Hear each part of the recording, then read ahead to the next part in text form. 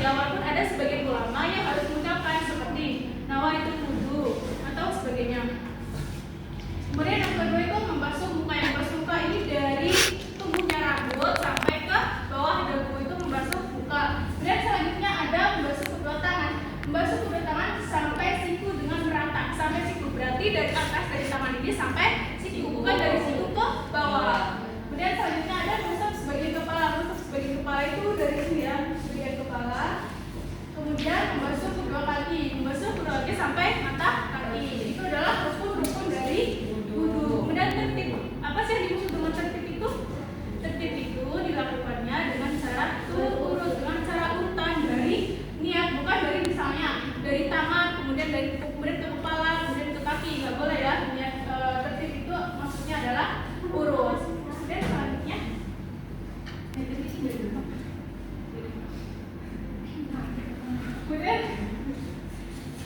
kemudian di sini ada sunnah wudu. Sunnah itu apa?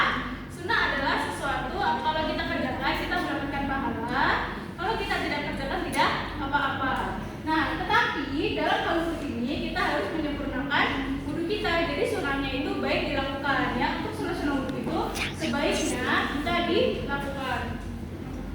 Kemudian apa sih sunnah-sunnah wudu itu? Yang pertama itu ada membaca basmalah. Jadi sebelum wudu kita baca bismillahirrahmanirrahim. Kemudian ada istinsyak dan istinsyak. Istinsyak itu memasukkan air ke dalam hidung, dan istinsyak itu mengeluarkan air ke luar hidung. Kemudian menyela jari dan jari, menyela jari tangan dan menyela jari kaki. Kemudian ada mendahulukan yang kanan. Jadi mendahulukan yang kanan dulu seperti membasuh tangan. Jadi itu kan kedua tangan nih. Nah, memulainya dari yang kanan dulu baru yang kiri. Begitu juga dengan kaki. Kemudian ada berkumur ini juga termasuk dari sunnah wudu. Kemudian ada mengusap seluruh kepala dan membasuhnya 3 kali.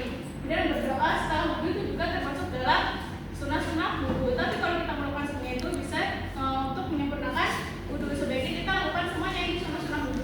Kemudian ada hal-hal yang membatalkan wudu. Contohnya keluar sesuatu dari kumpul atau dubur. Contohnya kentut atau buang air kecil atau buang air besar. Maksudnya gimana membatalkan wudu? Maksudnya itu ketika kita selesai wudu, kemudian kita kentut. Nah, itu kan yang membatalkan wudu kentut itu. Jadi kita harus mulai dari awal wudu, mulai lagi dari awal, dari niat, dari kemudian membasuh muka. Kita harus mulai dari wudunya, mulai awal lagi, kembali wudu lagi. Kemudian ada persentuhan kulit antara laki-laki dan perempuan yang bukan mahram. Dan hilang akal karena tidur nyenyak atau pingsan.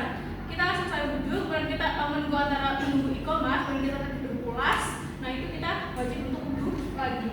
Kemudian menyentuh kemudian tanpa kepala masuk dalam tangan, kemudian makan daging unta. Itu adalah hal-hal yang membatalkan wudu contohnya. Nah, di sini ada doa setelah wudu.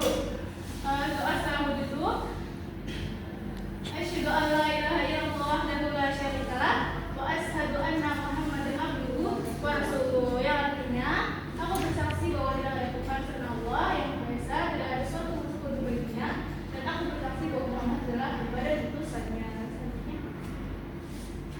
Nah, jadi kesimpulan dari tadi itu adalah syarat sah